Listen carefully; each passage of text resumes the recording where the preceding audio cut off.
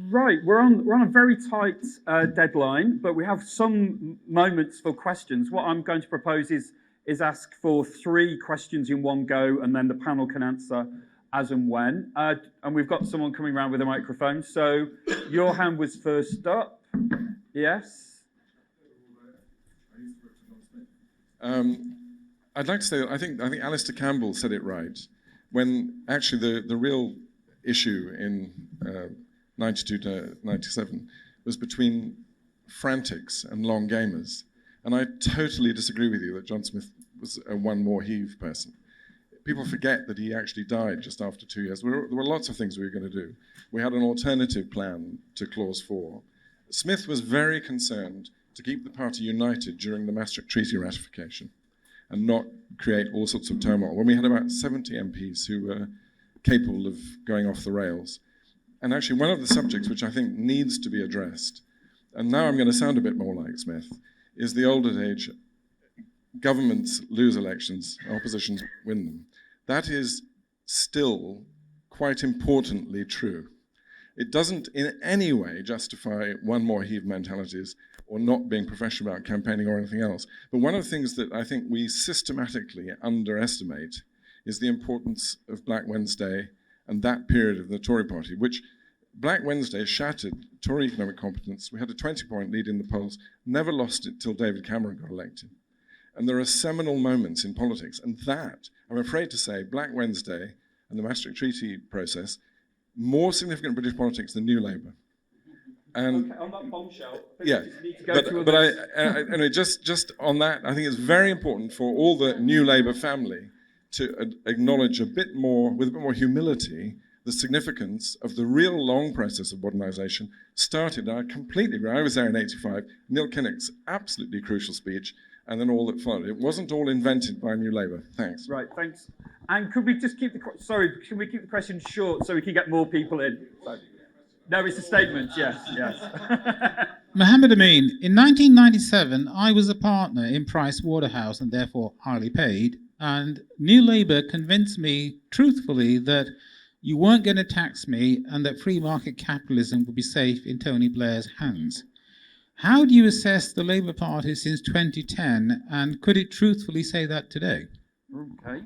And yes, and just say who you are when you ask a question, but briefly, if possible, a question. Matthew Lloyd from Queen Mary University of London. I used to also be a campaign manager for several Labour MPs. I was wondering how you would compare Starmer's Labour Party project to Blair's Labour Party project and what Starmer has to learn in the context of today from that period. Right, so does anyone on the panel want to address any of those questions / statements? We're going to just leave it there. No? It's up to you. You know. You want to start? Somebody answer the question. Right.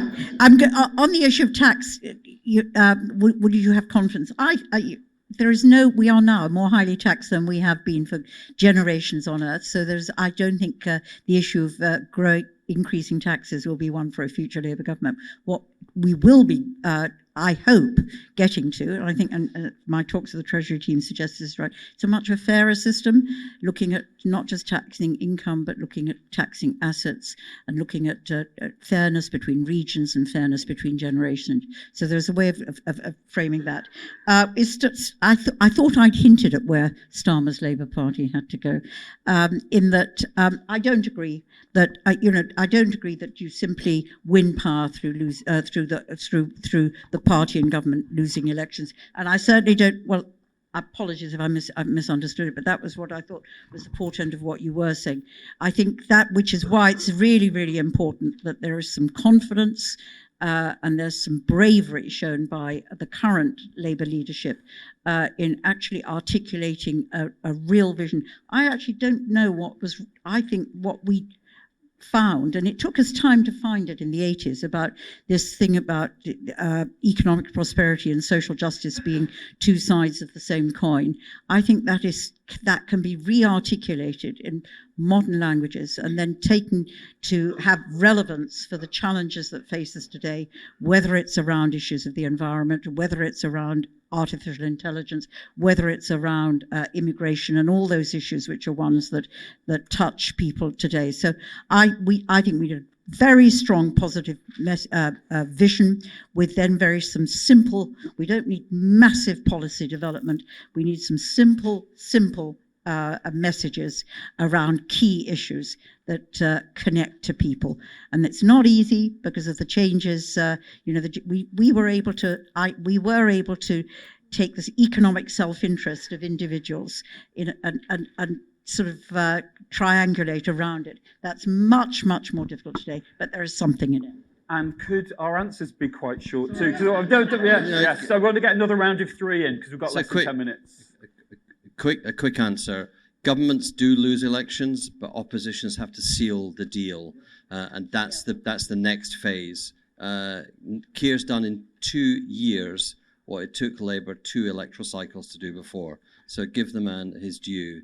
And I do think the lesson to take from New Labour is New Labour was a vibe as much as it was a vision, and we can get bogged down with the notion that you need to have a program, massive program. You don't. The public, the voters need to know what you'll do in any given situation. They knew that about Thatcher. They knew that about Tony.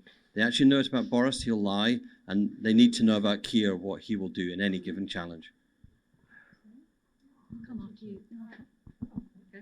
Right, I don't think any of us were saying that the journey started when Tony got elected. I think we all reflected actually it was a long journey and a hard fought journey.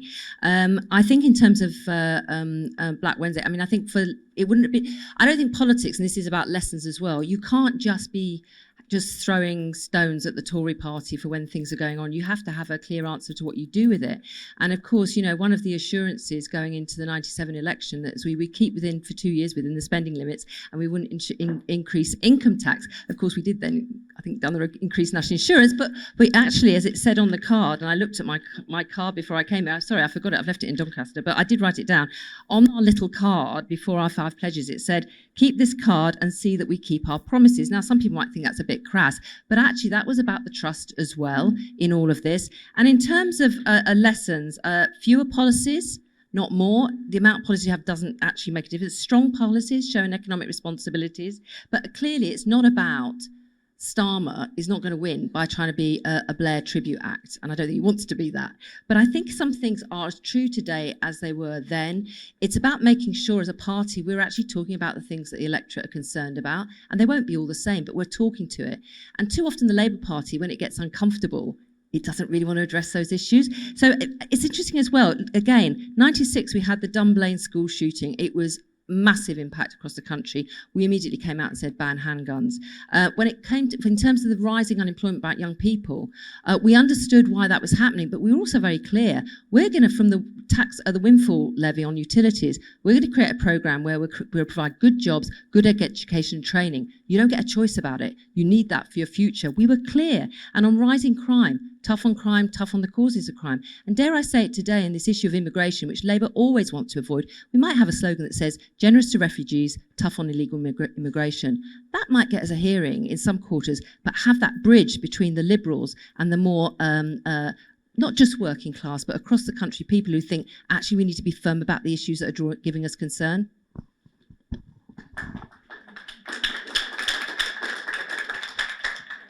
I'm just going to take 2 very quick points. I thought it was really interesting about the substance of those slogans, actually. They weren't just slogans about aspirations, they were substantive. And then just very briefly to answer your question about Starmer and Blair in terms of gender politics, of course, now it's the Labour Party and questions of gender identity is a message that I'm not sure the party is clear on or is knowing how to respond to. And I think, I mean, it's a difficult debate and terrain, but I think it's one that will be exploited if it's not resolved. And I think that's something very quickly that needs to be addressed. Thank you very much. One last very quick fire round, but we haven't had any women asking a question. So a bit of positive discrimination. Anybody who isn't a man that has a question, put your hand up. Or non-binary. No? Okay, well, just say who you are, but I think we know who you are. Mike Gapes, former Member of Parliament. I worked at the party headquarters for 15 years. I was the research officer dealing with defence and disarmament. and I was in the position of being part of the review that Neil Kinnock introduced, which led to the dropping of unilateral nuclear disarmament in 1989. No one has mentioned defence and security and patriotism. My question is, has Keir Starmer done enough to get over the toxic legacy of Long Corbyn?